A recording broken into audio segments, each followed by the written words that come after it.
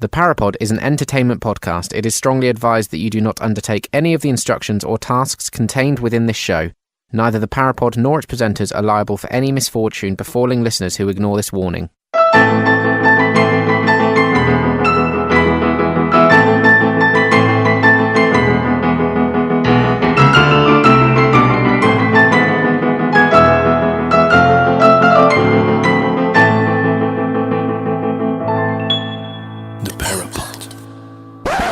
Hello, it's not the ParaPod, it's the Ask the Industry podcast. My name's Simon Kane, and for those of you new to the show, this one is a little different to our usual episodes. In this episode, I interviewed the founders of the ParaPod. The ParaPod is a podcast about the paranormal, which has a cult-like following that has grown really fast since its beginning at the end of 2015. There are only 20 episodes in, and in my opinion, it is one of the best comedy podcasts out there. However, there is a darker side to the show. I've got to put a trigger warning on this episode, as we do talk about death, suicide, and depression. We talk about how online bullying can impact people psychologically and in their real life, and how online success and going viral can also be a negative as well as a positive.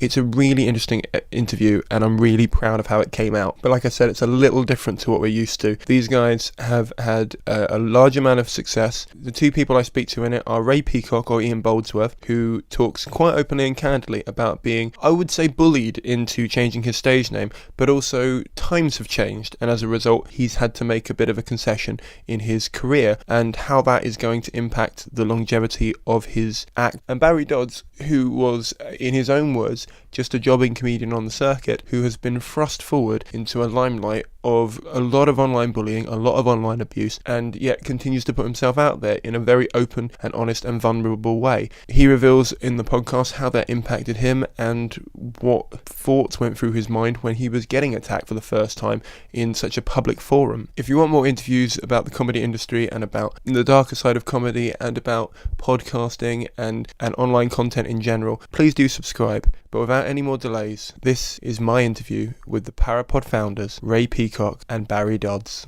Yeah, normally we're separate. We're recording now. Alright, sorry. That's okay. I tell you, do you want to say... Hello. Yeah, that'll do. What? Does it need to be that close? It doesn't need to be that close, but I can adjust the volume, so that's fine. I'll tell you what to do. Just do it like that. I think that'd be alright. But don't you is that picking up alright on both of us? Here's me. 1, 2, 3, 4, 5, 6, 7, 8, 9, 10. Hang on, I'm just turning it up. You should be fine. Yeah, go on. Hello. Hello. Hello. Hello. Hello. Is that alright? Yeah, that's... Yeah. Look, I'm trembling. It's fine. That's I know you are. It's like you've seen a ghost. Don't panic about I'm it. in pain. You're in pain. Do Yeah. you not want to be the one that holds it? I don't mind. Yeah, I think we can, you hold I'm it. not old enough. Do we have like a... We could make a stand or something? Is that... Let him tremble. We're totally not going to get through any questions. That'll be fine. Right. Yeah. Okay. Well... I'll hold it as long as I can. Yeah. Right. Okay. Okay. Now he's got a soundbite to masturbate to. Wow. Okay. I mean, we thought we'd already established... I mean, oh yeah, that would be me gay, not him gay, so that's fair enough. Yeah. That's fine. Okay. The first question was going to be, at what point, like prior to the ParaPod, did you come up with the idea of doing this together? Because you, as far as I'm aware, you haven't done a project between you before this. Not an official project, but we did end up working together on the radio show.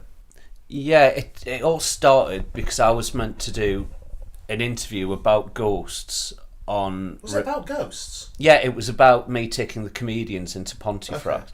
Okay. About me taking some comics into a house in Pontefract. I was meant to do an interview on Ray's show, and I missed the interview.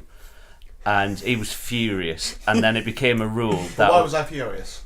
Because my phone was out of signal, so you couldn't... But what was I doing while your phone wasn't working? Live on the radio, Yeah, trying to ring me. So you appreciate why I would be furious? Oh yeah, of course, yeah. And that I had to then film. Yeah.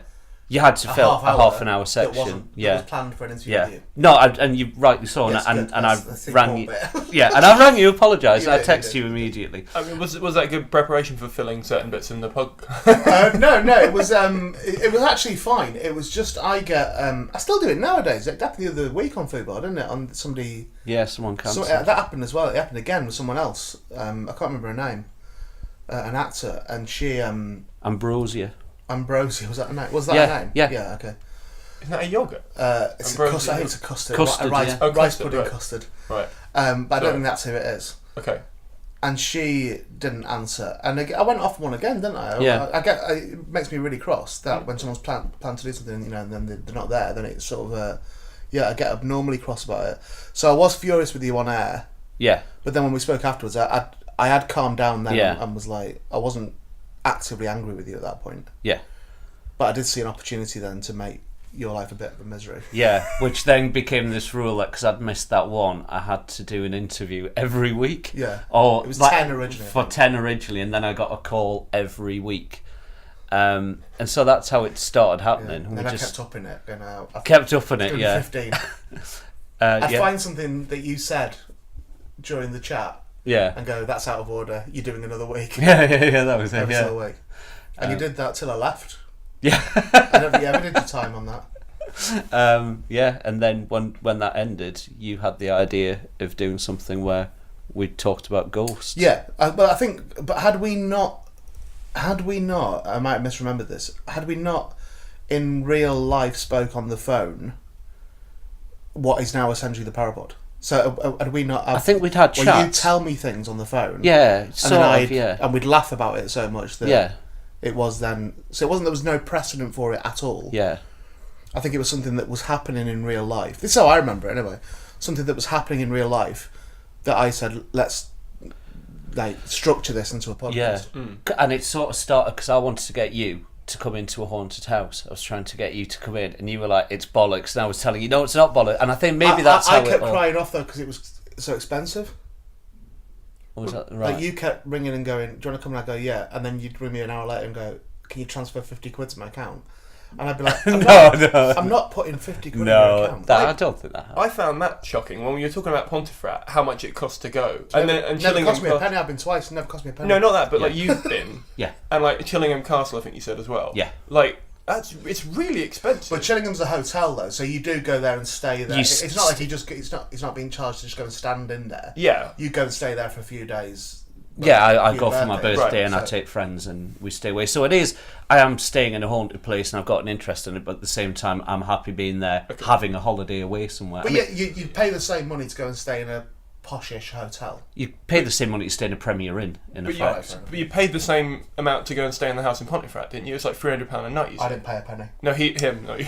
I worked out that if we blackmailed the owner. No, Oh yeah, I'm going to have a go at him on this as well. Yeah. Okay. No, he's nice. He's a really nice bloke. Yeah, he's though. lovely. A really nice bloke. Oh, he sounds lovely, but he's not giving me one. That's No. Oh yeah, good call. Yeah, but at the same call him time, out. these prices reflect the amount of people who are going in to stay. Yeah, it's and just they work supply and out demand. out about the same as staying in like a Premier Inn or something. It's also not. It's even though I've took the mickey out of it a little bit. It's also one not compulsory. No. Yeah. So you've not got to go to that. Yeah. And two, he is running a business, so it's not that he's Yeah. renting it out for people to stay there overnight. You know, travellers on the.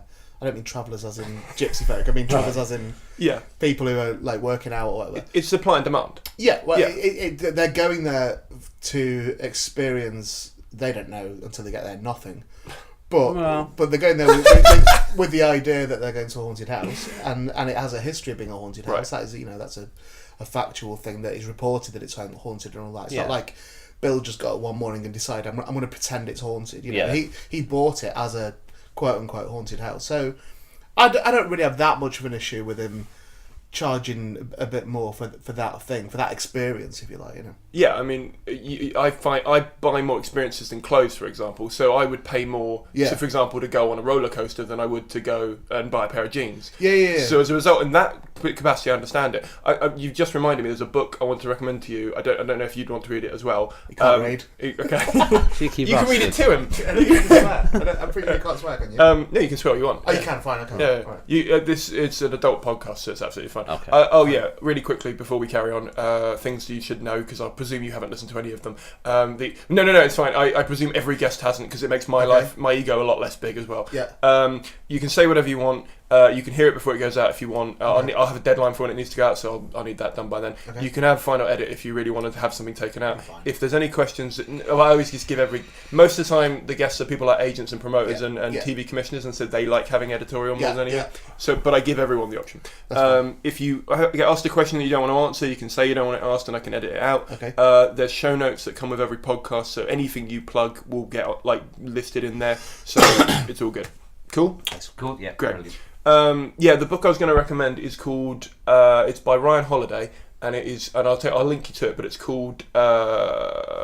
I think it's called "Believe Me, I'm Lying," or "Trust Me, I'm Lying," and it's a book all about manipulating the media and being able to make them print stuff by working up the chain. So, for example, if you started local press, and then once you've got, or even more now, if you started small bloggers, and then you go to bigger bloggers with the small blogger thing, and then you go to the small press, and then you eventually get to like the Daily Mail or whatever. And it's a really interesting thing on how you can make a story without having a story. It's the more. I mean, that's been going on for years, really. That it's more because larger newspapers or Fleet Street newspapers, or used to be Fleet Street newspapers, scoop. So they scoop from local press. Yeah. So all you need to do is get a ridiculous enough story or a unique enough story into a local press, and it'll end up in the Nationals. That's how the bloke who recently went into East Drive, into Pontefract, ended up in all the Daily Mirror and that, and they were talking as if no one had ever been in there before. Yeah, yeah. And he was saying things like, "Oh yeah, I spoke to the makers of the film. I spoke to the filmmakers, and got access to the house." Which is kind of true, because Bill, who owns the house, was the producer of the movie. But it's sort of true, but it sounds like a bigger deal than it is, because everyone who stays there speaks to Bill. That's what PR is, though, isn't it? That's what That's how you do things like that. That's how you do. Yeah. Well, I read this book about 3 years ago when I was really getting into social media marketing and stuff, and I found it really interesting that you can create a narrative for yourself using the internet. And he goes into, because his job title is media manipulator at Urban Outfitters, and his job is to make fake adverts and leak them, and then get free press from them. Right. And he's so good at it, and to the point of he still has that job. He is still the head of marketing at Urban Outfitters, but he's printed a book and how he's doing it. Right. So they still believe everything he sends them, which is amazing to me. Yeah. And it's part of the reason why I got obsessed by your podcast, is because it's the same kind of thing where you were talking about, I think it was your cat story, where you sort of made up a guy, the guy in the garden. Yeah, the guy who's looking for a cat. Yeah. And how people got annoyed by that. But it's the reverse in real life in that, because... Well, do you know what? With that, though, people didn't really get annoyed too much about the idea that we told a lie, because the rule we had at that point was, if there's a lie on it, by the end of the episode, you'll be told. Yeah. The issue with it, what I found very interesting is how many people tweeted us, and we were sat here going, they've not heard to the end yet. Yeah. They haven't heard to the end. So their immediate response was to go, well, it could be this, it could be this, it could be this. Which is interesting to me, because that's what I do. That's my take on the paranormal, is I go, no, but it could be, whatever. It was interesting to see. It's that thing of like you always say, know your enemy. It's that idea that in order to understand why people are taken in by this, in my, how I feel about it, then I need to see it from the other side. I need to see how easy it is to do it, or how difficult it is to do it, for that matter. To sort of put something forward. It's like in series 2, the Babadook thing, is that what I had to do in that was become Carol, essentially. Yeah. Was to become, who's the psychic lady from Pontefract. Was to take that side of it and to play something that I knew was untrue, to see if people would believe it. Well, to see if one person would, but to see if you would believe it, Barry would believe it. And that's it. So I find it very interesting from the other side to see how it's relatively easy, but there are tricks to it. Yeah, there are tricks. So things like when we were planning that, everyone got so excited about doing it, and I had to then say, no, 2 of you to start. No, you can't all just rush to Barry now and say it, because no one's going to fall for that if you all do it. So I would have been interested to see if he would have fallen for that, because the amount of people that tweet, I would have. You may have done. It depends what mood you were in at the time that it happened. And the amount of people that tweet you guys now random stuff, like Yeah. you always say, people all this time are sending you really random. I mean, I've sent you some stuff through that I've seen on different websites because I wanted to see how you react to it. So I figured if enough people were sending you stuff other than that as well, you know what I mean, it would just blend in. But if it all happened in the same 5 minutes, oh yeah, definitely. So that was what. So I was saying, so 2 of you do it, and we decided who's going to do it, and then 2 more of you do it tomorrow, and then the originals can carry on talking about it. So we drip this through, but we only had I think it was 4 or 5 days I had to do this, to turn this round, which is when I came up with the idea that everything's been taken off the internet, that everything's been taken off the internet, which is the ultimate safety net. That's a perfect safety net, because what I know that will awaken Barry is he'll start thinking, oh wow, they've got this power to take it wouldn't cross his mind to think it was never on the internet in the first place. The interesting thing about the way you phrased that is, so, and forgive me, I'm not accusing you of this at all, but the amount of people that honestly, no matter what you do, he's had worse batterings in this room. Yeah. he'll also forget it in 10 minutes. By the look, I don't fucking remember him. Okay. Sat where he is right now, he's had worse hidings. well, Eliza Lamb. Still weird that. I'm not. Okay, we're not going to get too much into the mysteries because this is no, we're not. My podcast is not your podcast, but with me in it. Yeah. Okay. I was just going to say that you've been accused a lot of being a character, for example. Yeah. And the way you said that made me feel like, and I might be wrong, that you sort of had to think of him like that in order to work out what moves he would do, because you had to get into his head, and to do that you would have to. Well, no, not really, because I know he's not. So I know that now. I just think of him as anyone that you would have a debate. If you're going to have a debate with someone, as anyone you would have a debate with, is that you would need to know, to kind of second guess their moves. Like, there's the famous thing with the Gore Vidal interviews. Do you remember the Gore Vidal? Well, you won't remember them, you're too young, but as am I.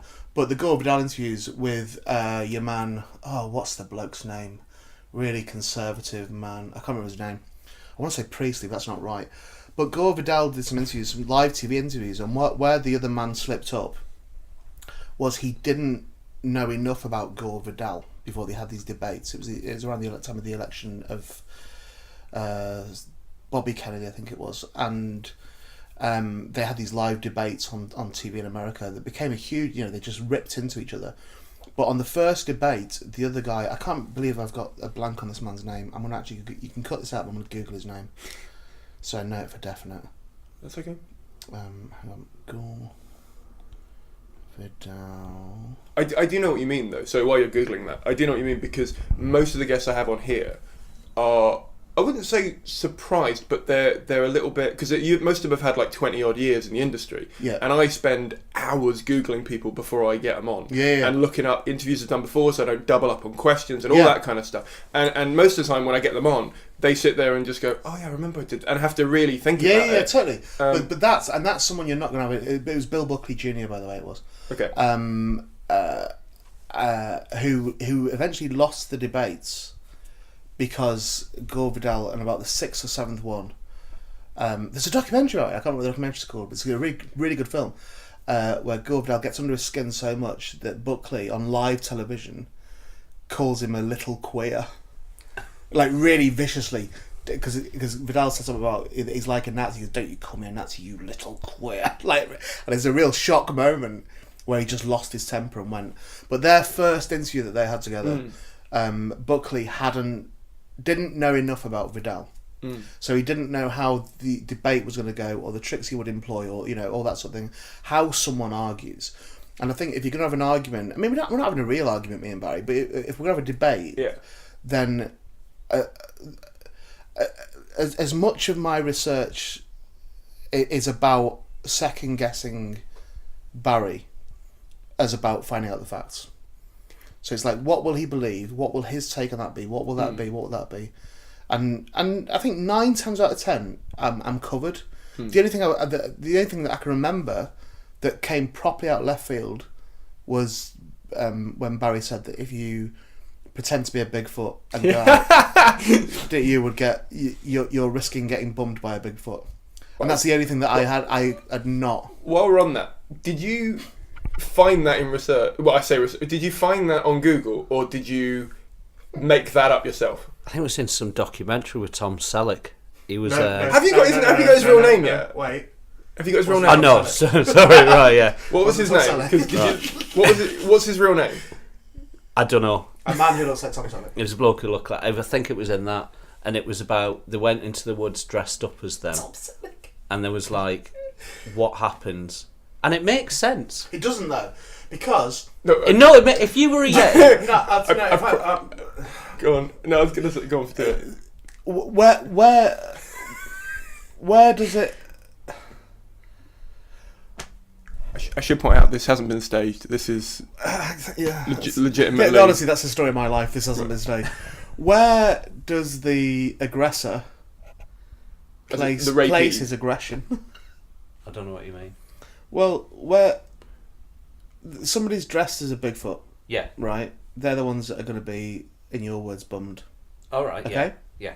Also, sorry, I was going to say, you said in the podcast they've got. Sorry, I didn't interrupt you, but Stephen. you said that they're quite. They like give gifts and stuff, so they've got like a societal setup, which means that aren't they evolved enough to not rape? Like, aren't they evolved to like just not immediately jump on any creature that comes near them?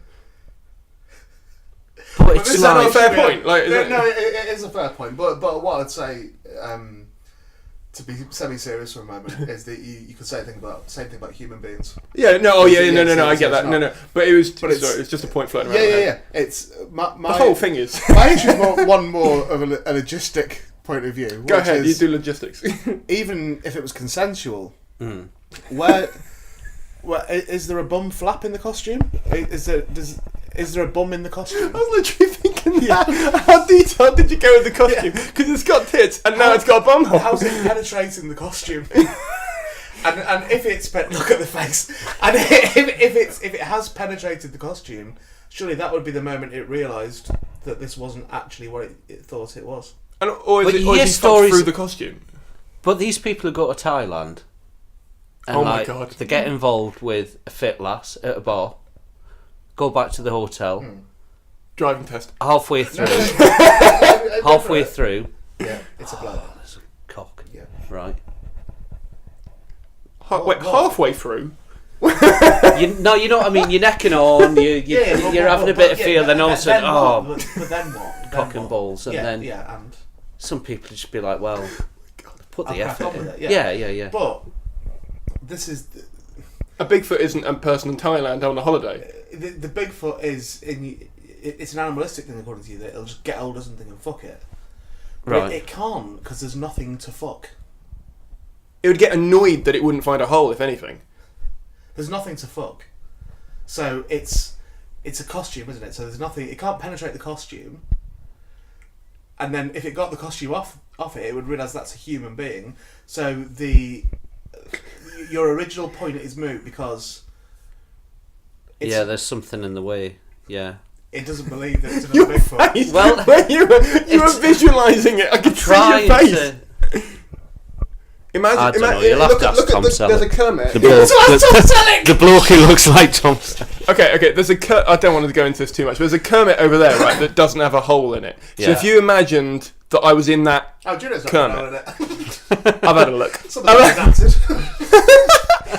Alright. Let's move on. Yeah, well, what I'd say with that Kermit there, it's a replica Kermit. If I threw that into the front garden now, A frog wouldn't fuck yeah, it. frogs wouldn't fuck it. But They wouldn't jump This on pig, it going, there might be a pig out there that how might. many times do you see dog shagging teddies on the internet? I have never seen that in my life, but I believe you. Yeah, you know what I mean? Hang on, what have you been Googling? No, You see it all the time. Even No, I when, don't. like, you've been framed. They do. They show it. Yeah, It's that's true. But they fuck Yeah, but legs. That's because they have a. And they're not fucking it, they're rubbing up against it. Well, it's an animalistic thing, Yeah. isn't it? Yeah, But it's ditto with Bigfoot. it's horny, is what Yeah, it is. But no, but this. But- But even if that's true of Bigfoot or Bigfoot, to give them the correct term, even if that's true of them, even if that is true, your original point is irrelevant because they don't need to be dressed up. Your point was, what you were saying in the podcast was that if somebody dressed up as a Bigfoot would mistake that for a real Bigfoot. So if you're going to use the argument that they're like dogs and will rut anything, them being dressed up is irrelevant. Right. It doesn't matter, does it? I mean, is this what we're meant to be talking about? No, not at all. Right, my point... my point was... How's it got to this? I thought we were going to talk about how the fucking show works. We're way off the question. My original... What was the question? The question was going to... Okay, I'll modify the question so that hopefully it will stay on topic. You've been accused a lot of being a character. Yeah. Right. You're not. I can anyone listening to this now, he's not. Right? And if he is... You've played it very straight since I've got here. Right. Even before the Which, recording. by the way, not to throw a spanner in the works, is possible. Oh yeah, no, I'm not. I was thinking Like, Andy. that is possible. I was thinking Andy Kaufman. I was thinking he literally is a method actor who's carrying on with this. Yeah. But at the same token, I at some point you would realise it was. Do you know what I mean? Like it would be obvious enough. But you don't strike me as a character. Now I'm sat opposite you. But I'm pretty normal. It's like, just because I believe in these things that are outlandish, that's just one thing about it. The rest of it, I think I'm a pretty normal bloke. As a listener, Yeah. right, of the podcast, I don't worry about you because of you believing in ghosts. I have friends of mine who believe in ghosts and gods and all that kind of stuff, right? Yeah. And I don't worry about them. It's more your thought process in justifying the belief that worries me. Does that make sense? But why is it worrying? That's my question back to that. Why is it worrying? Because wait, how did this become right?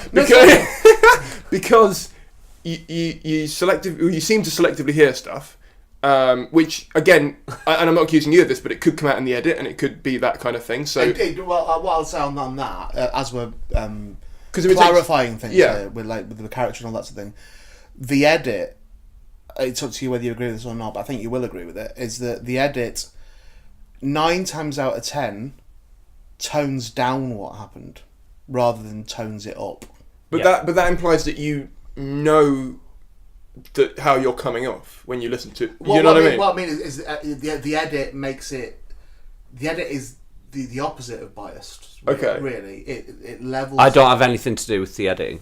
But you are there when we record So you know you're not misrepresented in the edit. Yeah. Otherwise you turn around and say, that's not how I said that. And you cut that to make that sound like... Do you know what I mean? And it's a bit like at the very end of one of the series is you did the Darren Brown, No Powers. That song, that was clearly cut to... I mean, it was actually probably the same thing, but you just put a backing track to it. It sounded like... But... I re-recorded the names. I recorded a load of names. Yeah. But Barry in that song is just sound bites from the series. Yeah, I can imagine. Okay.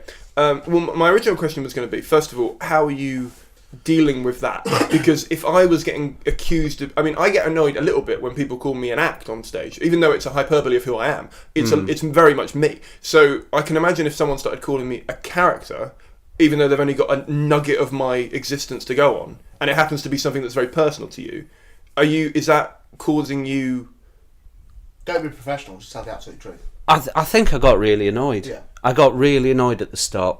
I mean, I came into this sort of not having... I mean, I know I do stand-up and things like that, but I've never been the sort of focus of something in like a podcast or a show or something. Like my Twitter thing sat at about 1,000 followers or something. And then... very quickly, lots of people are then coming on and all having got, and it was a real shock, and it was a steep learning curve, and it was fast. There was a point in Series 1, I remember in Series 1, and if you want this cutting out, then say afterwards, but there was a point in Series 1 where I think I was talking to you pretty much daily for about 3 or 4 weeks about this. Yeah. That I was having to talk you down every day and say to you, it means they're engaged in the show. You can't try to detach yourself from it. Yeah. In terms of they're shouting at what we've presented to them. You know that they're. That's very much what it is. But that's not. See, this. Oh no, I understand. I've never had it. I've never experienced it in any of the podcasts I've done before. So although I've been in podcasts before that have had the difference is with the Ray Peacock podcast, which had an actor called Raji James in it, is that Raji was accentuated. He was a character. A character I think is pushing it, but it was certainly exaggerated on his side. You know, he knew what he was doing. He was exaggerating it. and that's not happening at all with Barry. So it's and I saw how sometimes nasty it got with Raji. You know, it really did. So the problem with it is I've gone through periods of time of thinking I should take responsibility for that. That's my, because of how I talk to the person on the podcast. Other people think it's all right for them in real life to do that as well. Now, it isn't all right, but I understand why someone psychologically would think that they were playing along with it. I get that. But it's also why I've also been very vigilant throughout my podcasting career. When things like this have come up, I've been very vigilant in steadfastly showing that I fall down on the side of the person who's experiencing the quote unquote abuse, right? So I whenever you've got stuff that is too far, that is too far, I'm fasting. I'm very fasting to make, because otherwise, what I think that does, what I hope that does, is that makes them go, oh, I was doing what Ray does. And then they realise that they're not me, so they're not mates with him. Yeah. So it isn't all right then. You know, I'm very, well, I don't know if you think it, but I certainly feel like I'm very protective of people that I work with. I'm very, like what we're saying about that I spoke to him every day for a period of time, is that's because I could have just gone, oh, fucking grow up, mate. Which was, you know, and other people said that, so yeah, you need to grow up out, and things like that. But I don't think that. I do understand it. I understand the level of stuff that, you know, 75% of it is calling you an idiot, and 25% of it is saying you're not who you purport to be. You know what I mean? So it's all insulting. Yeah. And can get to you. If it's one, that you can maybe shoulder that off. But if it's like 200 over a period of an hour... Oh, yeah. Of course that'll get to you. Of course it would. It came thick and fast, and I think it was by about the 6th or 7th episode of the first series, where I think that's why we'd reached the point where I was ringing you every day. Yeah. And it was letting off steam, so you'd sort of get the brunt of me go, fucking hell, blah, blah, blah, blah, and you go, right, fine, and sort of talk me down. Yeah. And I think if I hadn't had that, I think I would have quit there and then. I would just went... I don't need this. Was it you ringing him because you saw them as an extension of him, or was it you ringing him because he's part of the project, or could you have rung some, or were you ringing other people as well? You were speaking to other people as well. Okay. Because I thought some of the comments you spoke to. Sort of, yeah. But I rang you because you were. I remember another comic called me about it. Really? And said that they didn't think you were as robust as we thought you were. Right. Okay. And I took that on board at the time. Who was it? And said Longley. All right. Okay. And I thought, I didn't dismiss that. I thought, is that right? And then I said to him, I said, look, he's being looked after. I've got my eye on him. It's fine. And I won't let it get out of hand. But it is I would presume it's because I've got form with this. So I've not. It's. Do you know what? It's a shock and a weird adjustment when anything is successful. Yeah. Like no matter how that success comes. Or how you measure that success. Yeah, yeah, totally. But that in itself, when you suddenly realise you're getting however many thousand downloads a week and that a lot of people are engaged with it, that, even that's a nice thing, it's still a bit of a, that makes it a bit weird. And you have to adjust to that. So if you add on to that, and also, this success comes with the price of you'll be called an idiot every day. Yeah. Do you know what I mean? That is a lot to deal with. It really is. So you've certainly got to be... the thing I remember repeating to you the most, and I still say it from time to time now, is that they think they're playing. Yeah. That was the thing I was saying. Yeah. They think they're playing, they're just missing the goal. That's all it is. So they're not actually insulting you, and I think most of these people would be very upset if they thought you were upset. You know, they think they're playing along with it. It's just that they've not seen all the other messages. All they've seen is their own one. They don't know you've had 100 of them. Yeah. I mean, I've done a search for messages, and most of the ones I've read that call you something offensive. Yeah. I've never read one and thought that's gone. I mean, I've actually no, it's not true. I've read a couple that I thought that is too far. Yeah. Right. But I would say, like you said, 99% of them are people just going, I can't believe you said that. I can't believe you said, or something along those lines. and I can relate to that because sometimes I feel like that as well. But I do as well. I hear them back, and I think I put my head in my hands and go, "Oh, you fucking idiot! Why did you like when What was we?" that row we had recently? We had a row about something recently, where it was on the release of the last episode. It was that night, the release of the last episode, and someone had said something to you on Twitter, and you said to me you were going to stay off Twitter that night, and I was pissed off because I was like, "It's the last episode. I need you promoting it." Yeah. And I was getting angry because I was saying to you, "You have read this tweet wrong." Right. Yeah. Because you decided it meant something that it didn't mean. I can't remember what the content was of it, but the next day when we spoke about it, you were like, "I totally did. I totally." Yeah. Because it was the mood you were in, and you might have had like 10 other ones. Yeah. Yeah. Is that the innocent ones get caught up with the pricky ones, you know? Yeah.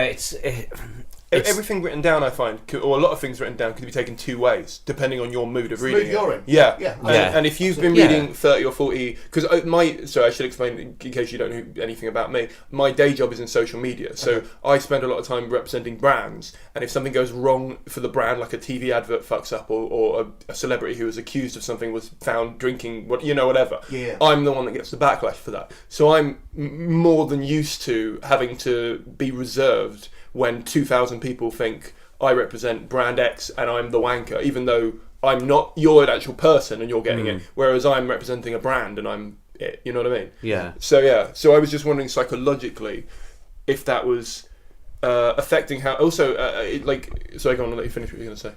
No, I just hear I think first of all, I've never thought that. Because some people, I would start taking that people were getting like genuinely angry and having a go at me, and I was like, "Oh, don't listen," or "I haven't made you listen to this." And excuse me. And for a lot of my life, I've always had these beliefs and things. Just nobody's ever questioned me on them, and of course now Ray does, and the results, the podcast. But I think people get so annoyed and worked up, and it's like just let it go. It's not. But going back to that point though, I agree with what you're saying. I agree that we will regularly say to each other, "I don't think they realise this is a comedy show." Like, do you know what I mean? We've had like it's to be honest, it happens more on emails, like to the contact email that comes to us, right? Where people obviously can't get their anger into 140 characters, and no exaggeration, like sometimes 5 or 6 pages of email of just like. Either telling me why I'm wrong, like say why ghosts exist, or telling Barry why they don't, and you sort of read it and you go, there's not been a word of humour in this email. This is like you've taken this as if we've done a speech somewhere. As much as it is a comedy podcast, and it's very apparent the further in you get, the more the hilarity comes out. Yeah, because obviously you've got the reoccurring jokes and stuff like that. When I I'll tell you how I found it, because this will make sense as to why this interview's come about. I was watching Rehelostapa, and you were on it, and you were talking about audiences and stuff. Ray, not Barry. Barry wouldn't be on it. No, sorry, yeah. Harry's pen. Yeah. I thought you were confused going, what's that? Yeah, I knew that. Barry did look confused as if I'd said he'd been on something else. Yeah. Ray was on. Do you want to be called Ray or Ian on this, just for the rest of the... When's it out? It'll be out a month's time at this point. Yeah. It's Ian then. Ray's gone now. Oh yeah. Oh, is he? Yeah. Okay, that's interesting. What do you mean Ray's gone? The name's gone as of the 27th of June.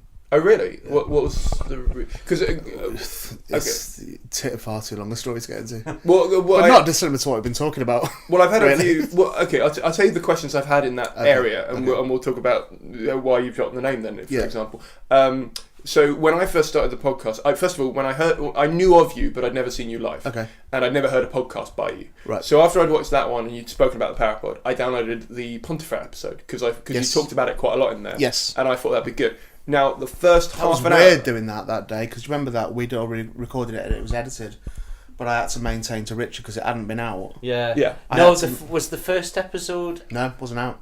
It was early December we did the Richard Herring one, so I had to maintain to Richard that weird things happened in Pontefract because I knew the first episode relied on that. Yeah. But then the thing is that interview only came out after they'd both been out. Yeah. This is where it was released. It was a weird dichotomy. So outside to Street, you go on. No, it's. I get it because scheduling wise, I have to think about stuff like that as well. I referenced. I fucked up because I did an episode with Mick Perrin about a week ago, the touring guy, and I talked about a podcast, and I realised, oh shit, that's coming out after his one. But it was just because I wasn't thinking as I was talking, and So essentially, I didn't know that your name was a stage name, as it were. And someone pointed out to me, oh no, it's clearly a stage name. And I was like, I didn't think it, I hadn't clocked what it was. And then when I started listening to the podcast from the start, and I thought, you might be a character, you've got a stage name. Yeah. Did that ever come into your thought process where you've got a stage name, people think he's a character, they might think this is a whole contrived thing?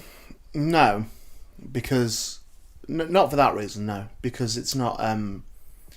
well, the thing is, it's not clearly a stage name. That's the problem. Is it isn't clearly a stage name. It's only clearly a stage name if you assume it's a joke, which it isn't and never has been. So it's... so again, it's very difficult to... I'm begrudgingly letting it go because I feel like... So the issue is people think it means rapey cock. Okay, that's what someone said to me. Yeah. Well, it's good they're not here with you now. Sorry, I'm not. I just hadn't picked up on it. Absolutely fine. Well, that would imply to me is that you're a decent person then. Okay. Because I think for somebody to make that assumption says more about them than it does about me. Right. Mainly because on a purely logistical level, on a purely, it doesn't mean anything. That doesn't mean anything. That's not a thing. It's not a, It's not like Dapper Loves where he's come with a name. Yeah, but I, to this day, I don't know what rapey cock means. I really don't. I don't. And I find it insulting on many levels. First and foremost, the idea that that's funny anyway. And secondly, following hot on its heels, the idea that the judgment call it makes of me, that I think that's funny enough to make that my name. And 3, that I would risk my career on something that, if it was what people think it is, can't even be broadcast. Do you know what I mean? Like, it's like... What was the reason for not sticking... It's Ian Boldsworth, right? Yeah. What was the reason for changing to or going on stage with that? Ray Peacock was a character originally, so it was a character act that I used to do. Right. Of a kind of a brash Yorkshireman, flat cap wearing Yorkshireman, just calling people out and just shouting the odds, Right. Was the character. And then it was decided, retrospectively now, incorrectly, that too many people in comedy knew me as that character, as in industry people like bookers and things. So it would be too confusing a thing for me to suddenly, when I stopped doing the character, to revert back to my real name, because I'd be starting from scratch. Okay. So I just maintained the stage name of Ray Peacock. Ray Peacock was a real man. He was a greyhound trainer, so it was somebody's real name. Right. So you'd not stolen, but you. Oh no, stolen. It was stolen. It was stolen. But stolen in terms of I saw it one day. It was a greyhound trainer. I was like, that's a brilliant name. That's a great name for the character. Yeah. And had the name. He's died since. Oh. Okay. But it was. Sorry, in my head I was like, have you got in contact with him? That was all I was thinking. But the cast iron argument from my side that was never ever considered an issue at that point is because I started that character. The first time I did it was in 1999. No, 98 was the first time I did the character. And rapey was not a word. Right. Like it actually wasn't a word. That's a recent word. That's the thing that's come about recently. That gets used a lot. Oh, he looks rapey, or that's it. And even without this, I think that's horrible. Yeah. That's considered socially acceptable to say that. I think that's horrible. Vile. I have a massive issue with people saying Facebook rape, for example. Yeah. I think it's such a flippant way of bypassing off something that's really horrific. I absolutely agree with you. I absolutely agree with you. So imagine if every day when you woke up, at some point during the day, somebody would tweet you and accuse you of finding rape funny. Given what you just told me now about how you feel about it, imagine if every day, because of your name, somebody would tweet you, sometimes quite aggressively as well, and accuse you of finding rape funny, and judge you on that as well. I can't put myself in that position. There we go. Genuinely can't do it. Not that I couldn't empathise with what you're going or what you've been through, but just I've had jokes that, I have a joke at the moment, for example, and it's a longer build up, but the joke is about how a lot of middle class white comedians talk about being a feminist, and they say they think women can do everything as well as men, and that's not true, because historically women can't oppress a gender as well as we can. It's a silly satirical point, but I think it's obvious what side I'm on in that, right? However, I have had people come up to you after shows and say, do you think that's fair to say? Yeah. And I do, because I say it. So it's obvious that they're not asking the question, if that makes sense. So that's the closest I can come to it. Yeah. And think, they think I'm sexist, and I don't like that they think I'm sexist. Yeah. But I think it's obvious that I'm not. Yeah. Yeah. But you'd agree it feels unjust. Oh, it feels horrible. Yeah. Yeah. So the reason I've resisted changing... Other people say to me, well, just change it then. Or the thing that's normally preceded by, surely you realised when you took that next, and again you have to go, it didn't, it wasn't a word. It wasn't a word. Yeah. It'd be like if you were called selfie stick or something. Yeah, absolutely, absolutely, yeah. No, that's right. It just wasn't a thing. In 1998. Yeah. I'd fucking love a character act called Selfie Stick. I would definitely go to that open mic night. Yeah. I like the way you think they wouldn't have progressed on from the open mic. Fucking no chance. And all the actors is a bloke comes out, undoes his fly, whaps his cock out, and stands there, and they go, "What's he doing?" He's going, "My name is Selfie." Yeah. And there's just a spotlight on yeah. It's my the actor's Selfie's dick. Selfie's dick. You know I'm hashtagging this Selfie's dick now, you know, right? Oh. So yeah, go on. what I've basically I can't be arsed with it anymore. Right. I actually can't be arsed with it anymore. It's a tremendously expensive change. It does knock me back like 10 years, certainly. But luckily I'm at a stage in my career where my career doesn't matter to me at all. Yeah, like it really, I don't care about things like that anymore. Okay. So it's the one niggling point in me that I've got to deal with myself is it does feel a bit like because it was innocent, it was utterly innocent. So because of that, it does feel like somebody saying to a fat kid, if you want them to stop picking on you, you should lose some weight. Yeah. Is that that's not his or her responsibility. The responsibility lies with the aggressor. So, so it does feel like I'm having to make a huge concession and a huge life change for something that I simply didn't do. Yeah. I simply didn't do it. But for a more peaceful life, and so that I don't have to keep arguing with people about it, or blocking people. I looked on my block list the other day. Do you know how many people I've got blocked on Twitter? Just under 6,000. Wow. So that's how many times it's happened. Since 19... Well, it wouldn't have been... Since Twitter. Since you sort of... Since I've been on Twitter. So that's how many times it's happened. Okay. And it's just, like, most of them will be to do with that. So, a couple of years ago I had zero tolerance to it, so I just went, right, anyone says it, don't engage, block immediately. I used to call people a fucking idiot when they say it, and then but that before you know it, you're having a row about it, or you're trying to defend yourself, and you're defending yourself over something that you've not even done. So my take on it now is just to block. But it did. Have I spoken about it? I think I've said it before. That it did lead to a suicide attempt. Like, it actually did. Was that the one on the Richard? No, that was a different thing. That was a different thing. Right.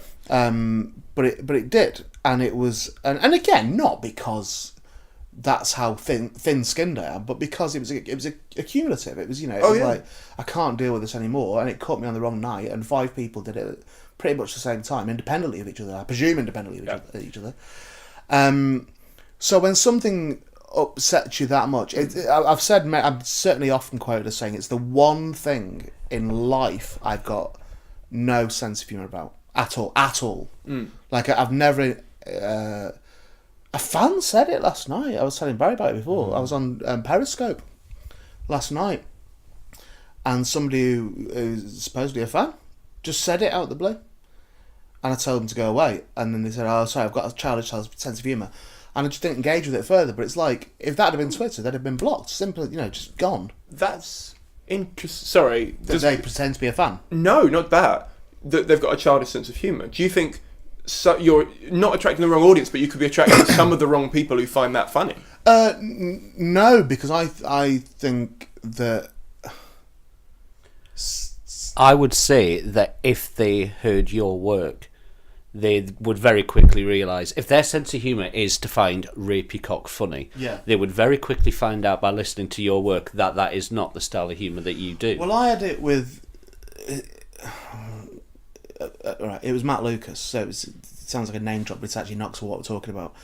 In that Matt Lucas said to me, I say that like I speak to him every week, but By the way, you can name drop all no one. Oh right, this goes out to industry and stuff. No one thinks that. Yeah, but I don't really feel like I'm saying it as a. I know Matt, but I'm not. We're not chatting daily. But anymore. Matt, yeah. That's a whole different story. Sorry, go on. But Matt, when he first met me in person, said the same to me. He said that he'd listened to some of the podcasts. He said he listened to all of them, then he came clean and said he'd listened to a few of them. Right. And he said that he didn't understand, because he'd been told by somebody else that was the, like as you said you were told, that he was told by someone else that was the joke, as if your name has to have a joke to it if you work in comedy. Somebody said to me once, well, why have a stage name if it's not a joke?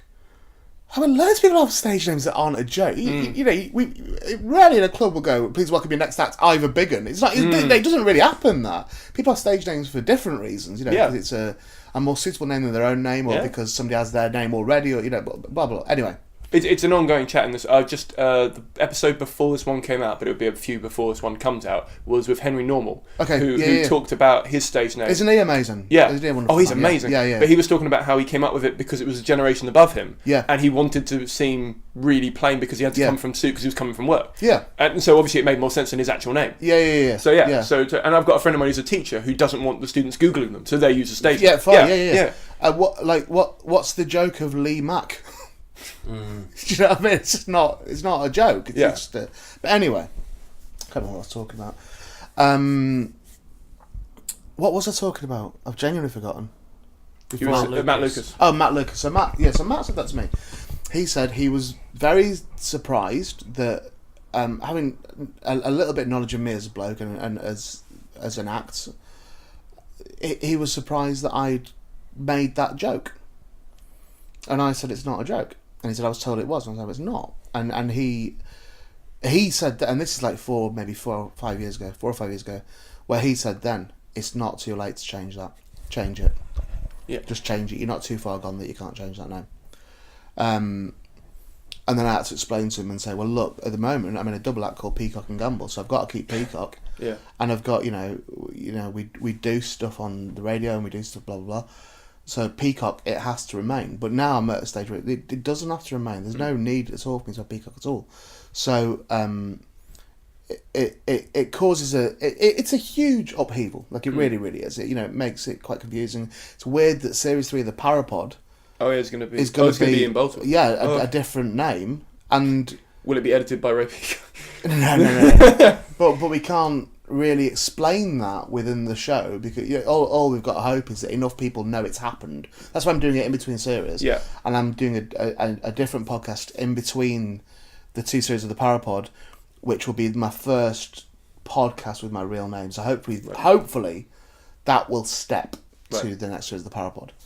Hopefully enough people who have listened to it from this that will get the whole explanation. Yeah, well there we go. Yeah, it's now sorted. Yeah. So, but yeah, I'm still a little bit angry about it that it's come to this. A little bit angry, but I'm certainly looking forward to it in terms of like that the release of that is going to be. Yeah. What's it? I'm just going to talk to Barry about his career really quickly about how it's is that it's okay. Go on, say it. No, go on. Go on. No, I'm not Go gonna on, say go it. on, say I'm not gonna it. say You're it. fucking desperate That to. was so hard not to say. Just say it and I edited it together as if That it was so hard not to say that. I know. Go on. Just that he said, I'm going to tell you about Yeah, his about career his really career quickly. Barry, you got a career? No? Alright, right. Well, okay. Okay, so I've explained how I vaguely knew you before the pod. Yeah. I had no idea about anything to do with you before the podcast. Okay. And Can I say quick? Yeah, go on. That's what we said before, though. Is that thing again? Is that just to reiterate that idea when we talk about Barry being picked on and stuff online?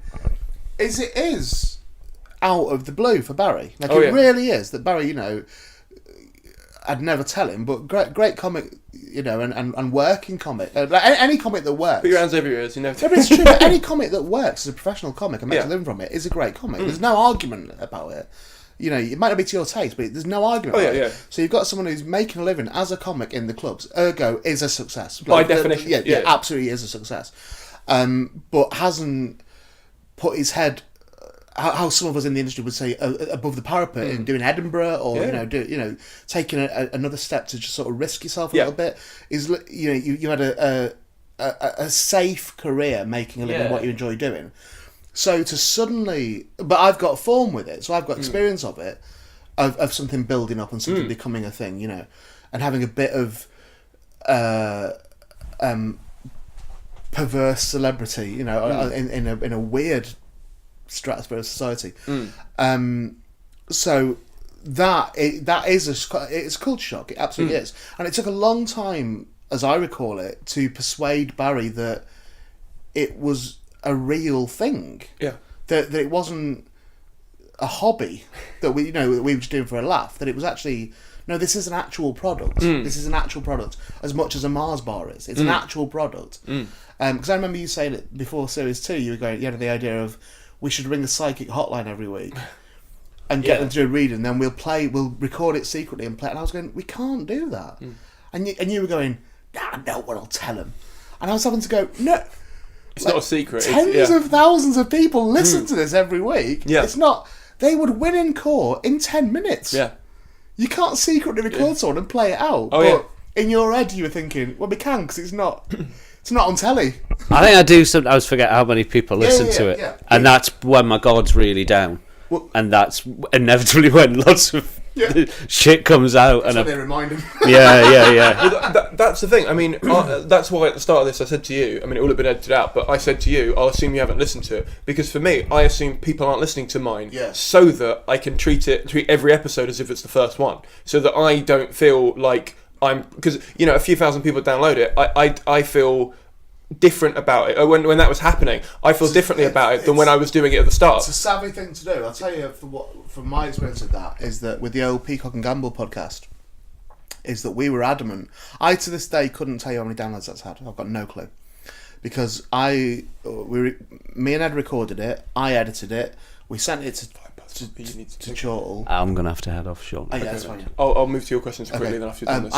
I sent it to Chortle and then they put it up. So Chortle have access to those figures. Right.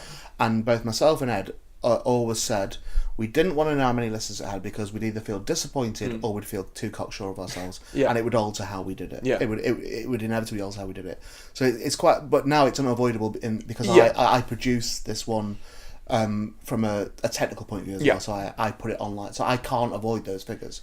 Well, it's why I haven't gone with SoundCloud. So people ask me, what is the hosting you want to use? And I say, I go with Podbean because it gives me so many less stats. Right, so I don't spend as much time on it. Okay. It costs me, I think it costs less as well, but I just don't want the... And I could buy the stats more because you can do that, but I don't want them because I know I'll obsess over them. But the reason I'm less bothered on this one about that is because this one, there is no game plan. So this one, there is no...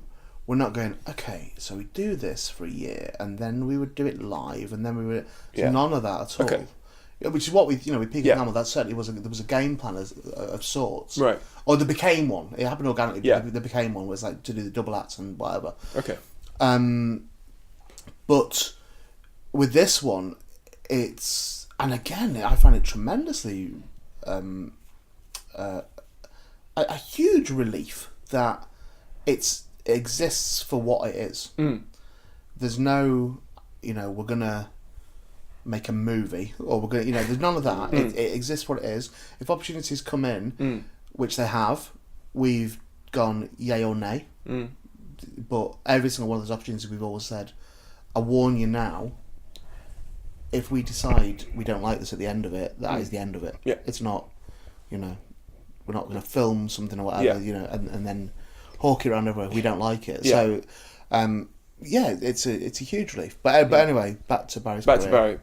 So, where would you say you're going to laugh? Where would you have said your career was at prior to the ParaPod? Like, where would you have placed? Cruel question. Just No, it's not. No, there's a genuine follow-up. I don't have to be here, do I? Oh, he's got to say it as well. He's got to actually say it. Do you know, it's just a gig and circuit comic. Okay. Well, no, don't put that down. I mean, I'd love to have that. I mean, I mean, I'd love to be at a stage where I make my full living off of it. So I mean, I wouldn't put that down. But so you would say, I mean, the circuit people would know who you were, and you had management with Gag Reflex. Yes. At that point, but you weren't a household name. You weren't. Been sacked.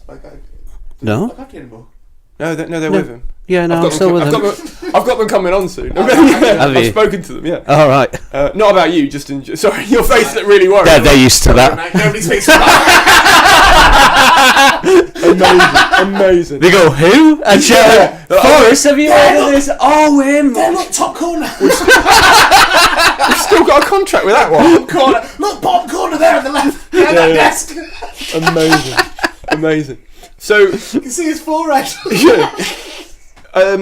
My follow-up question was going to be, so I just wanted to paint a picture for people who maybe didn't know you prior to this, like myself. Now, podcasting, of course, has put you in a position where more people know who you are. Yeah. And for better or for worse, you can judge that however you want, because a lot of people will know you because they don't believe what you believe, and some people... Yeah. Well, there's two spikes to this question. One, how has it changed your perception within the paranormal communities? Because when you started, there was a lot of talk from Ray about the way that you're perceived from them. And how has it changed your professional career as a comedian in terms of maybe getting more gigs or less gigs or being treated differently because you're putting yourself out there in a way that you weren't before? I guess the paranormal community are just now all saying, told you he was a dick. To be honest, I don't get too involved with them. You're talking about paranormal, not comedy now. No, the paranormal community take it far too seriously. If you think I'm bad, you should meet some of them. Well,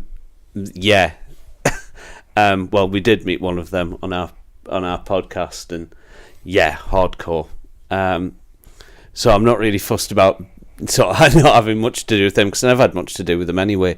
Like, I never went on sort of ghost groups, sort of on like these things with like all the organisations. I'd never go on any of them. I'd always do it my way, do it myself. In terms of how it's changed comedy, I just get people coming up to me at gigs who listen to it going, "Oh, we've heard this. We wanted to come along." And everyone, touch wood, everyone's been lovely so far. That's Oh, anything that, mate. What? I wasn't going to do anything. I wasn't going to pick him up on that. Right. What people do, absolute magpies as well. That's help nothing that way. Old wives' tale. Yeah. I do it. Did you salute magpies? Go what? Salute magpies. Oh, sometimes I do. Yeah. Yeah, I do. Yeah. It's a really odd thing. I That. don't believe for a second that does anything. But I've got two that live at the back of my flat. Well, then you're fine. Yeah. But there's a crow. One of them fucks off. Yeah, one dies. Yeah, I've told you about the crow that comes round. We've got this crow that's proper horny, and it's after shagging both of them.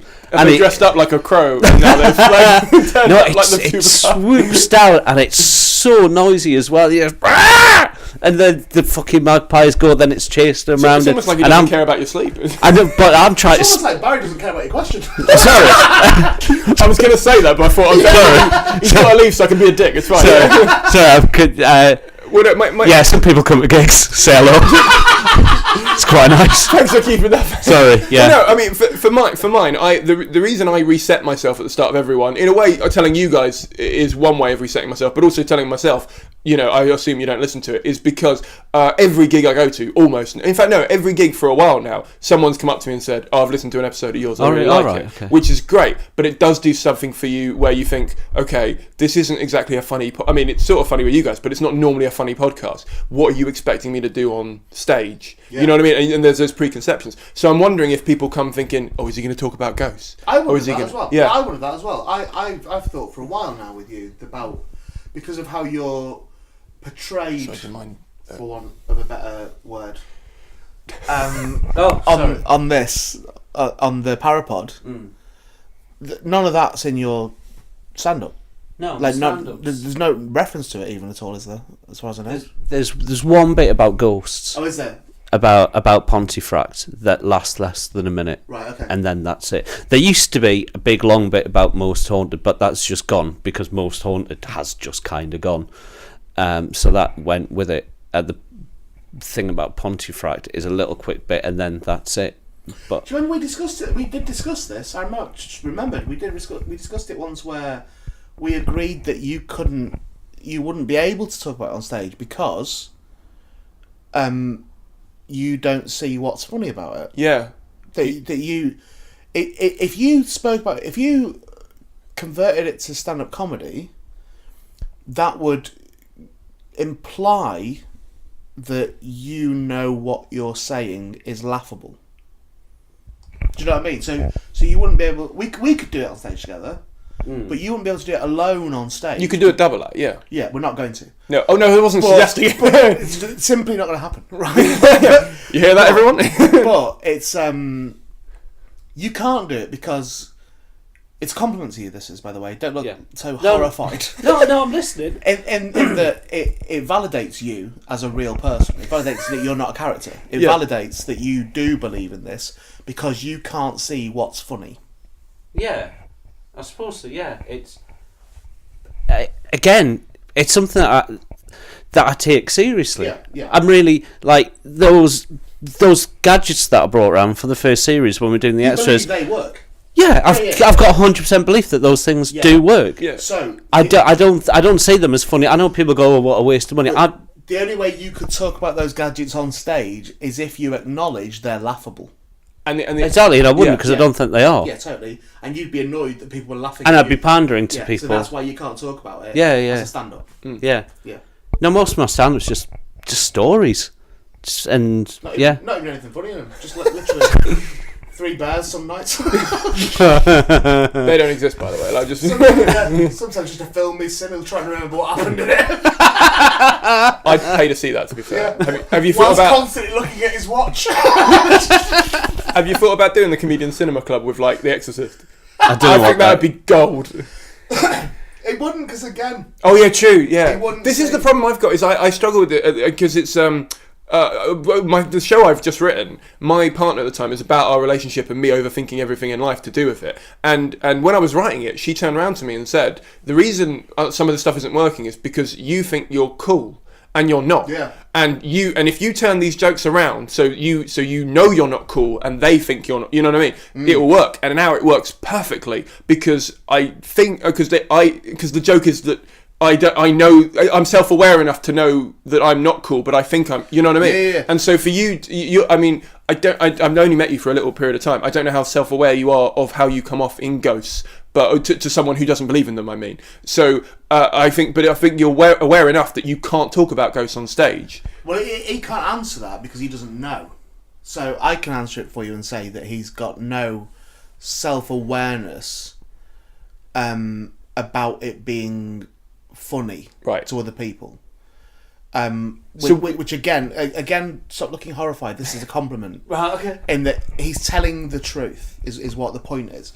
So when he talks about it, he's telling the truth that he believes that's he's not putting it on for comic effect. He believes it. Well, that brings up my next question. In that, so I mean, I'm an atheist, skeptic, don't believe in any ghosts or anything. And you only just found out you believe in God, haven't you? Like about a month ago. Struggled with that recently. Yeah. Okay. Well, I might have a follow-up question about that in one sec. But this question is, if someone wanted to bring me on and talk to me about some beliefs of mine, I don't necessarily know. I don't know if I wouldn't actually, but you must have been aware prior to this that there are, because you said that the ghost community don't warm to you. You must have been aware of what you were up to a point what you were getting yourself into. Maybe not as high as it got. I mean, what was the thinking behind this for you? Because initially you said the concept of the show was you were going to try and convince Ray ghosts exist, and you were going to convince him it doesn't. But the logic behind this would say that you wouldn't even want to be, because as I've heard it all the way through, I feel like you didn't ever necessarily want to be convinced of it, because whenever you were convinced of it, you changed your argument. So what was was it just you wanted to convince him of ghosts? To be honest, I never even thought of it that deeply. Okay. It literally goes as deep as, like, because I'm a fan of the work Ray's done in the past, and I like talking about ghosts, and there was an opportunity to work with Ian and to talk about ghosts, and that was it. I had nothing more than that. It's like I get to work with someone I like, and I get to talk. That's genuinely the most beautiful statement I've ever heard. I can't even debate that. That's just like, because for me, but that is him in a nutshell. Yeah. That is exactly it. So that is exactly it. So that's why, again, going back to it, that's why it's unjust that he gets shit, really. Yeah. Outside of the controlled environment where he Yeah. gets shit, where he accepts the shit 9 times out of 10. For because he knows that it will sound funny. I mean, this is what I don't feel so bad about my drinking game, because it's only phrases that you guys say over and over again. It's not stuff that... It's point of the matter is we're steeped in the ParaPod.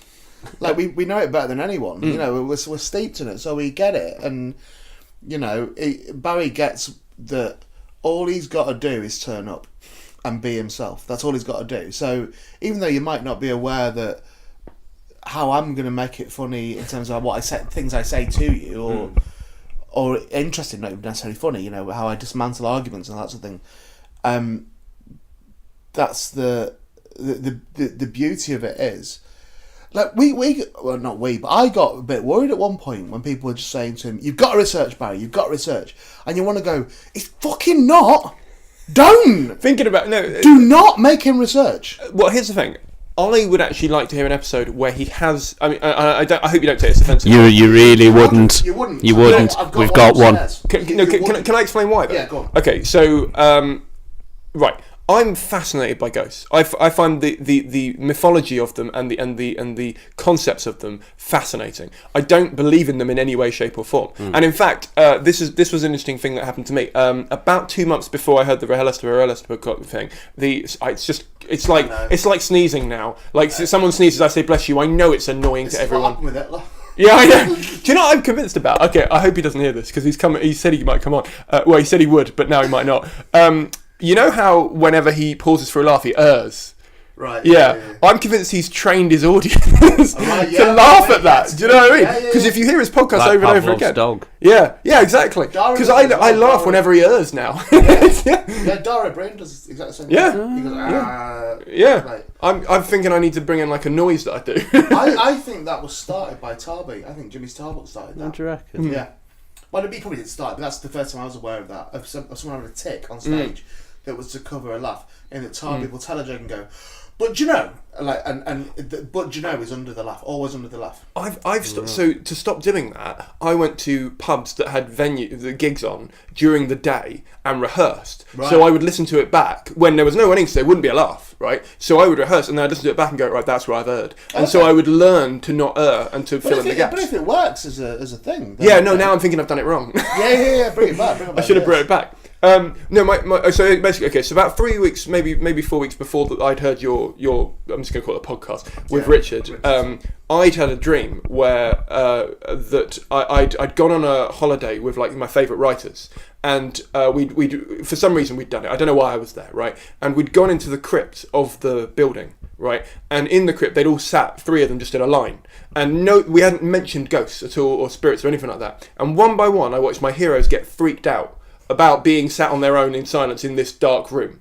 And they came out, and I asked them what was going on, and they went, "Oh, there's something in there, something in there." And I went, "There's not, there can't be." And they asked me, go in, whatever. And I went, no, it would be my mind. It would be my mind doing that to me, because my mind needs stimulation, and because it hasn't got that, it would be making something up, because that's what imagination does. And when you started talking about that on the podcast, it made me go into that area of it more. And that's partly why I'd love to hear you researching an episode more, because I'd love to go more into where your imagination goes. I mean, it might be on that episode, I don't know, but where your imagination goes in terms of if you were to actually think about some of the arguments you were bringing forward. But I know it wouldn't be as funny, but it would definitely be, and a lot of the people you listen to it, and a lot of people I chat to online about it, are academics and people in that, who I'm sure would love to hear an episode which wasn't as funny in a weird way. Yeah. Do you know what I mean? Yeah. That's why I say that. I don't look that deep into it again. As in, I hear the story, I enjoy it, I get everything I need from it, and then I walk away from a ghost story. But the problem with it is that if you research, you might find out it's bollocks before you've enjoyed believing it. So, if you'd, for example, the Chupacabra, if you'd have properly researched the Chupacabra, you would have destroyed your own argument before you even got here, because you'd have read that book and you'd have seen. You'd have basically found out all the things I told you in the episode. Already. Right, yeah. So if you ever research it, he's got no argument to begin with, because he'd find. Because contrary, to perhaps popular belief within this, is it's not every time that Barry is stubborn on these things. There are. So when I said to you about the Bigfoot guy, the John Thingy, I said to you, the reason you're a better researcher than him, or you're a better, is that he has decided already Bigfoot exists, and will not listen or will try and discredit anything that's and often cast iron proof that undermines that. Whereas Barry, as we've heard on the ParaPod, Chupacabra, at the end of that episode, Barry said the Chupacabra doesn't exist. At the beginning of that episode, he said he would have fucking put his house on it that it did, because he believed it did. So it's not that he's averse to finding out these things, albeit they will depress him for a little bit, that it's not real. It's not that he won't listen to facts. I find it more often than not, what you've done not 10 minutes ago, that you're so busy going off on a tangent that you've not realised your argument's been destroyed. So it's like before, when you were answering one question, and then you just started talking about something, and I said about... You're not even going to answer his question, because you do go off. Oh yeah, that on these tangents. Yeah. You do it all the time. That's normally where I win the argument. It's normally when when you take it off the ball. Yeah. When I'm saying something and you go, that film's haunted. Do you know about this? And then you start talking about something else, like, you're not listening to what I'm saying. You're not listening to what I'm saying. Can I ask a and I hope neither of you take this personally in a weird way. I hope Barry takes it personally. Okay, all right. Well, no, I mean, it's 25+5. Yeah. Okay. I'll make this the last question for you then. Because to be honest with you, I think you'd take it more personally than he would. But I don't know you well enough to presume that. I don't want to. I just want to preempt it. It's fine. And I'm going to edit all that out. Yeah. So my question to that is, it feels a bit like we're talking as if you're not here when that happened. I mean, does that annoy you? Because sometimes that would annoy me, and I don't mean that in an insulting way. Yeah. But and you are still here for this the recording. I should point that out. I mean, are you? Does that not grate you a bit that he's sort of, because you haven't answered the question, he sort of jumped in and answered the question for you because you sort of went off on a different direction? Not really, because you probably put it across better than I can. But I think it's going back to that thing again of I'm trying to protect him. Oh, I'm not trying to insult him. No, I know you're not. I know you're not. What I'm saying is I know. Like, people might listen back to this and go, well, Ray answered all Barry's questions. And it's like, and I have shut up from time to time and let him talk, but I think sometimes it's important to sort of put an arm around him a bit and just make sure that... I don't like the idea that he has to defend himself, is what it is. And I think that I'm trying to as someone who's an expert on Barry... I'm trying to go, no, don't get this wrong, so don't misunderstand this lad, and don't make assumptions about him. It's a case of just like I don't think anything I've said has been derogatory about Barry. No, not at all. Yeah, so I think it's more that I'm trying to back him up as a bloke. Oh yeah. That I'm and again, I think it is because I understand this situation from experience, not because I'm cleverer. I understand this situation more than Barry does yet. But he certainly understands it more than he did when he started, and he said, you know. But I've got 4 or 5 years on him, both as a human being and as someone doing podcasts. So, that's why. But I'm not talking about him like he's not here. I understand what you mean. Yeah. But that's why you can't see this on the podcast. But whenever I'm talking about Barry, I keep looking at him as well. Oh yeah, you are. Yeah. You're maintaining eye contact with him.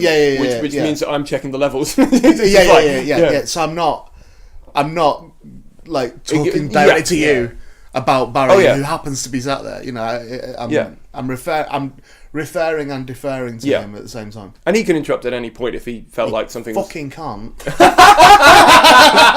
There are rules in this house. Sorry, I forgot. You're on home base. Don't you dare. Let the adults talk. No. Watch it. The quick fire questions that are directed directly at you. Okay. Were there any mysteries that or ghost stories that you wanted to bring that you were vetoed on, or that you didn't do in the end because of time or whatever? No, there was one that was recorded that couldn't go out simply because, not because it was a case of winning or losing, it just wasn't very good. It was horrible. Yeah, it was horrible. Was that the one you actually thought about? Yeah, we had a proper fight. It was horrible. About what happened to 9 skiers, and I really researched it. I really researched it, and it was an argument. It was a proper fight. It was two immovable forces. Is what it was. Yeah. We wouldn't move. So but no, I think I got everything. If Darren Brown were to come on as a guest, would you do that podcast? Yeah, I would. But I'd be constantly suspicious, I think. What, if him coming in... I'm talking about him not taking a side, because he could take whatever side he wants, but you all having a discussion about the stuff you brought. How do you mean? Would you say it to his face? Would you say to his... For people that don't know, Barry believes that Darren Brown is the devil. No, I'm not saying he's the devil. Sorry, the closest thing we've got, yeah. I should point out, I have a friend who is in his management. That's what I'm asking. Right. Would you say it to his face? Would you call him out on what you believe about him to his face? Would you? I don't know, because it would feel very insulting. Yeah. I'm not saying would you... No, he's not... Can I rephrase that question then slightly? I mean, you can say that it's not the same question if you want, but just so that it's slightly cushioned. Because, for example, when you were in the house with, was it Carol? Yes. You didn't call her out on stuff, but you did ask her questions that meant that you could... Not imply that you didn't believe what she was saying, but you know what I mean? So maybe if I rephrase it, that would you question what he does to him directly if there was an opportunity to do that? Yeah, definitely. Okay. I want to know how he did the thing with the dog track. No, you can't. But he's told you that. You can't ask him how he does his tricks. And you always do this. You always say, you ask people that work in a similar way to Darren Brown, you always ask them to tell you how he does something. And when they won't, you're like, being cagey about it. It's like, no, that's not what they're doing. That's like saying, tell me your PIN number. No. Being cagey about your PIN number. It's like, it's normal for them not to tell you. Right. Can I just verify something about Carol as well, by the way? Yeah. Is that the reason I didn't confront Carol is because, one, it would have been rude, as Barry said about Dan Brown. It would have been rude. And I'm a polite boy, really. And two, I didn't need to because she was doing it for me. In that I knew at that point, when we spoke to Carol, I knew what had happened in that house because I did it. She didn't. Barry didn't. Nobody else in that room knew what had happened. Now, I didn't have to go, no, because I moved the balls. It was better for me to shut up and let her tell me what had happened to the balls. Oh, yeah. Because the more she was saying, the more she was disproving what she was saying. Because her saying there was a little girl stood next to me, a little ghost girl next to me, who has moved the balls, was proven to be a lie by the fact that I knew later on in that podcast I was going to tell Barry one-on-one that I'd moved them balls. So Carol should have said, there's a little girl next to you at the moment. She's just told me something. I'm going to give you the opportunity now to tell me what happened to the balls. If she'd have said that, I'd have gone, I don't know what you mean. What do you mean, what happened to the balls? If she'd have then said to me, the little girl is saying to me that while Barry was in the other room, you threw those balls up the stairs. If she'd have said that to me, we'd have been fucking game on then. We would have been. But she didn't say that. She said the little girl stood next to me, and then she implied that the little girl was acknowledging she'd moved those balls, which she hadn't, because I had. Interesting, we spoke about the other day. Do you remember we spoke about the other day? When we were talking about this, and we said, the thing that I'm interested in is, what does Carol think did happen? Has she heard the episode? Don't know. I very much doubt it. Yeah, doubtful. But we were discussing the other day, is that what does she think did happen? Like. Would you ever have a follow-up to chat with her and see? It's been too long. She got a knife. I'm staying here next week, aren't I? Are, right? Yeah, I'm going back next week. Are you going to Pontefract? Yeah. But she'll maintain. But she's not going to turn around and say, well, I just thought the wind had blown. She's gonna say, I thought they'd been moved by one of the spirits in this house. That's what she's gonna say. But if as I suspect it is, it's fake and it's a show that she's putting on, and psychological tricks and manipulation as well. If it's those things, then what did she think had happened to the balls? If she knows that's more scary than the balls. Yeah, absolutely. Yeah. If she knows a ghost hasn't moved it, because there aren't any ghosts there really, if she knows that, she's still got two lads saying to her, yeah, the balls moved. I just want to make it clear from my point of view. I do believe that house is haunted. Yeah, no. I really do. We're not saying the house is haunted, but okay. Imagine this. Imagine. Do you believe Carol though? That one's hard to answer because of the argument you've just given. Yeah. What? Yeah. I mean, the scary thing for me about that is if she knows that it's not haunted, and she's lying, she's just bull-faced lying about it, but you've come with evidence that says that it is haunted. Yeah. If I was her, I'd be shitting myself. And she was unflappable, by the way. She did. She didn't like. I saw. I saw. While I was about to do a video, I wish I'd got that. Amazing. Right. I saw no evidence in Carol, and I might have just missed it, or she might be very good at hiding it. Yeah. I saw no evidence whatsoever. No, it's okay. That no flicker of confusion. Okay. At me saying, or at me and Barry maintaining, I'm a good enough actor to pull that off. Pull off, I don't know what happened to them balls. Right.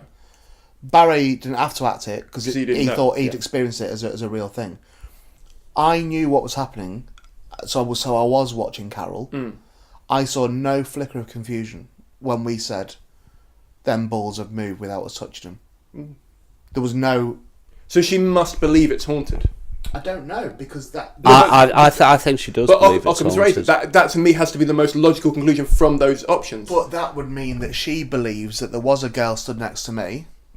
That's even more scary. Right, so what that means is she's actually seeing that girl stood next to me.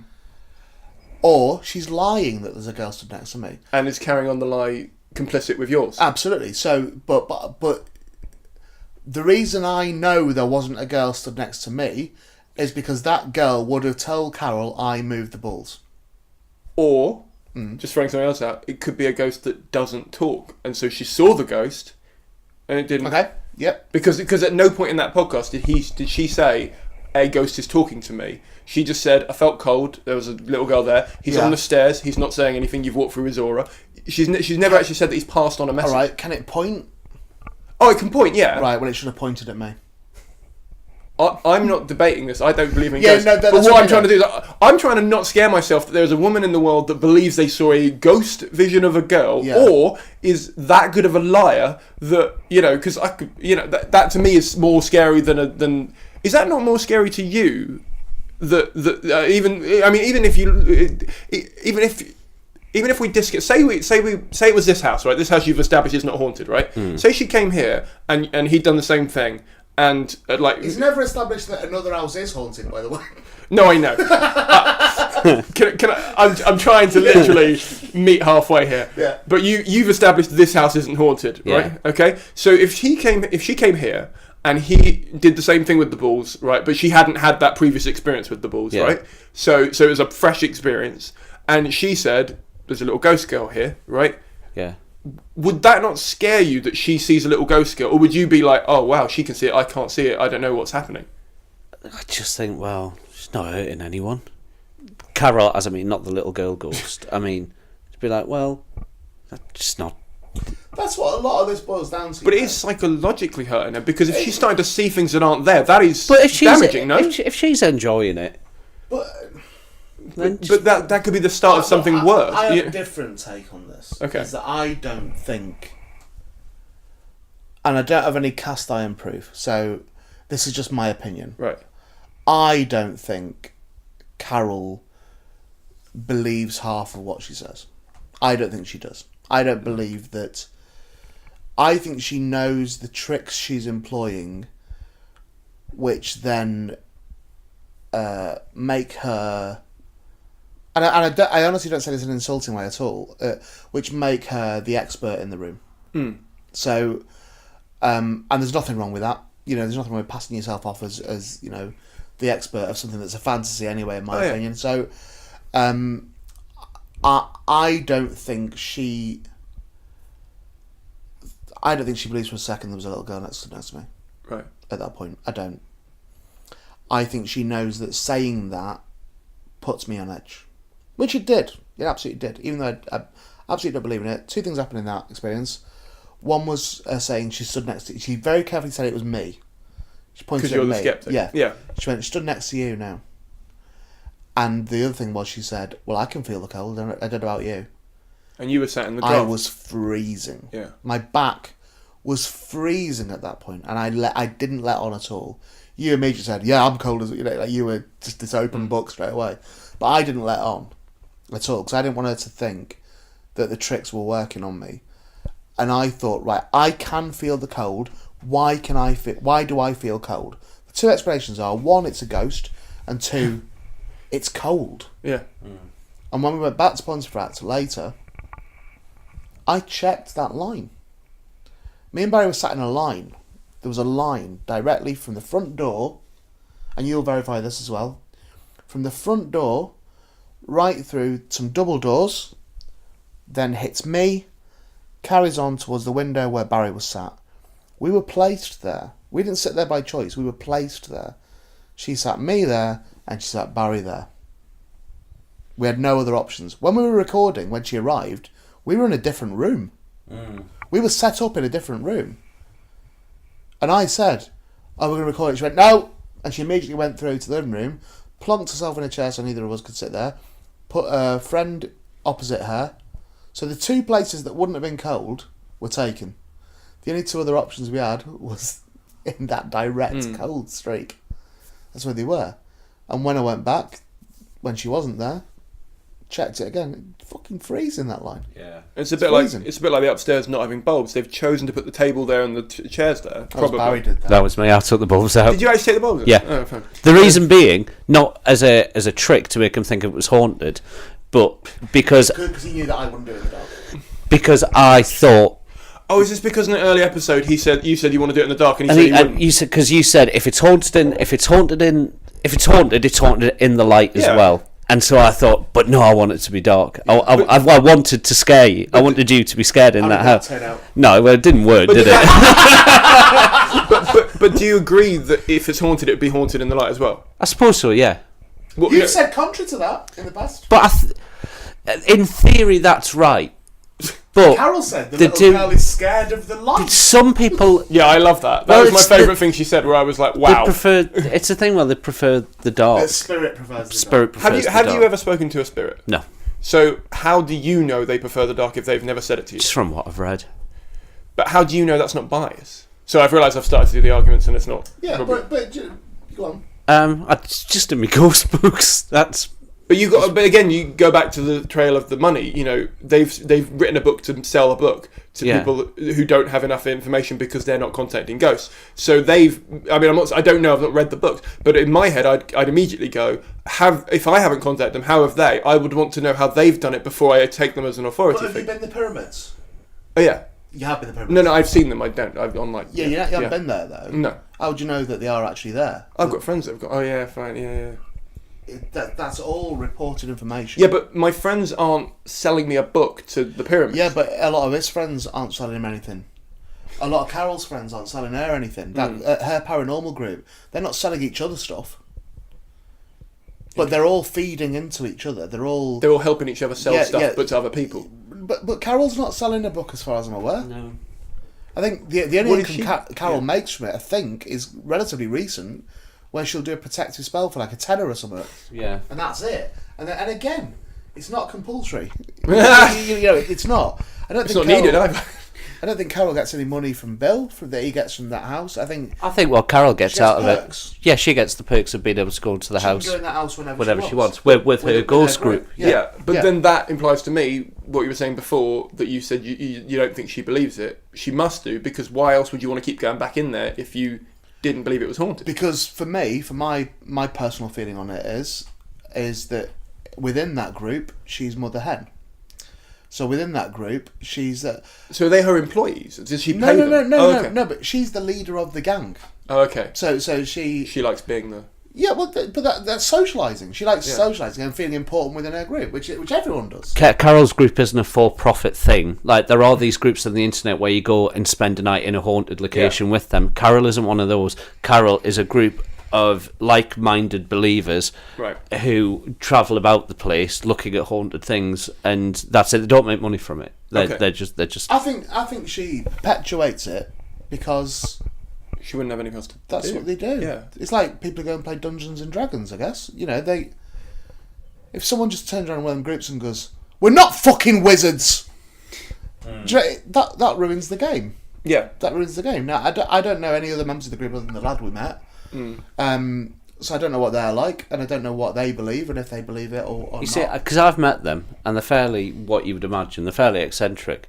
But again, they're not hurting anyone. No, absolutely. No, that's what yeah, but... Okay, I mean, you've got to go, so I won't get you on that. But the defence of it's not hurting anyone is fine in context of them just going into a house and playing with...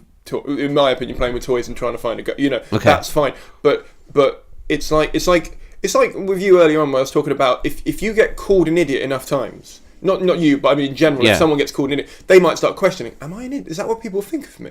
So if enough of your friends start, believing in ghosts, they could start another thing within their group and convince her of other things that could, because you've got so much trust in that circle, and you're not letting in any new information, which means that it's making it. So for me, that's what it's, as much as you say it's not hurting anyone, that's you. I mean, that's you on the outside. You don't know what's going on the inside with those people. And for me, the worry is the mental health and the psychological damage that something like a self-perpetuating group, which is what I perceive it to be, would produce between each other. My question to that would be: do you worry about people who go to church then? Yeah. Do you worry about people who go to a mosque? I worry about all religions. Yeah. Would you go and confront these people about it? Yeah, I have.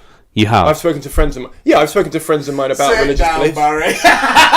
I wouldn't confront. Sorry, confront them is probably the wrong word, because I wouldn't go out them and go, "What the fuck are you?" Because that's not fair and that's not whatever. But I have friends of most religions, right? And I have acquaintances of every. Like I've got enough that I could I'm not going to go, "Oh, I've got a friend in every," because there's no point in saying that. But I have spoken to almost every mainstream religion about what they believe and why they still do it, and most of the time they're just following a tradition. They're following a line of thought that has been passed down to them, which again you could say is fine, but if you never question something and that's why I like what you're doing, is you're at least questioning what you believe. But if you never question it, you never evolve or you never potentially evolve or learn a new way that could be better than the previous generation.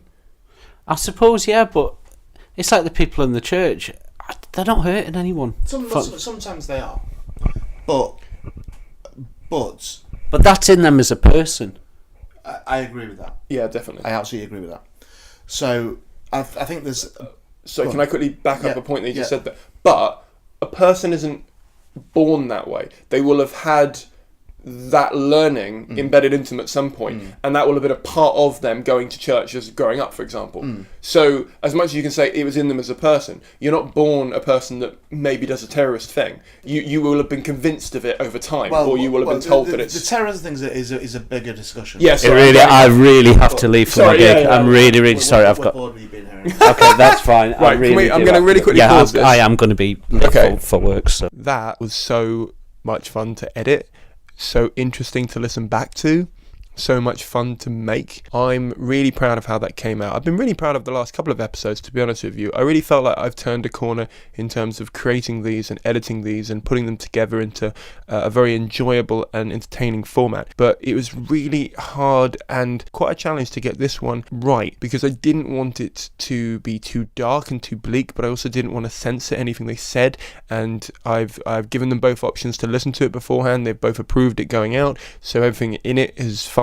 I found them very open, I found them very honest, and I felt like even at one point I asked Barry a question and he looked at Ray, and Ray had to remind him to not just be professional about this, to just say the truth, because that's why he's here. I really respect them a lot anyway, but my respect level for them went up quite a lot with the amount of honesty and openness and humbleness that came out in this interview. If you would like to check out the ParaPod, I would highly recommend it. Honestly, it's amazing. They've done 2 seasons of 10 episodes each and a Halloween special, which was just amazingly well produced. Seriously, it's so good. I keep waxing lyrical about this show to everyone I can talk to, but it's just because I think it's amazingly well done, and also I'm fanatical about ghosts, the paranormal, gods, fairy stories, just anything that's psychologically interesting. And I won't get into it here, but yeah, I find this sort of thing very fascinating. And I suppose their podcast is half about the paranormal and half about friendship, because you can tell they both care about each other, and you can tell that there's a lot of love in the room when they talk, but they get angry because they don't agree. But it doesn't matter that they don't agree. That's a lesson I learned a lot this year, is that I don't have to agree with someone to be friends with them. Anyway, I think I've rambled enough. If you've enjoyed this, please do share it. Please do tell a friend about it. Both this episode and the actual podcast itself really helps out with the download numbers. If you're going to the Edinburgh Fringe Festival, please go and support Barry. He's doing his first ever Edinburgh show called Barry Dodds Live in Concert. It's at the Cabaret Voltaire. It's from the 21st to the 28th of August at 3:20 p.m. I'm tempted to do like a little group outing down there. If anyone's up for that, let me know. Join the Facebook group, which is the RC Industry Podcast on Facebook, of course,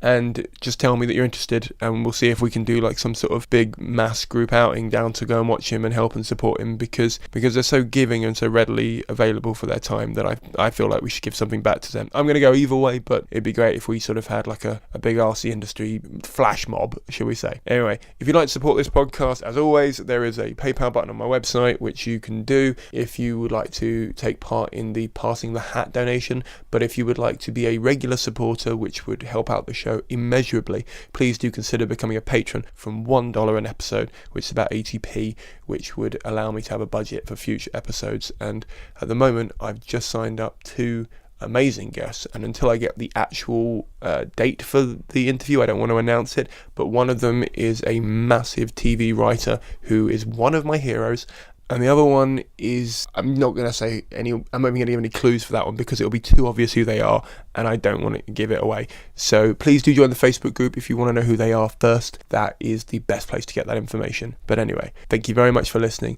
thank you very much for sharing, and thank you very much for donating if you do. I will see you all in about 10 days' time. Bye!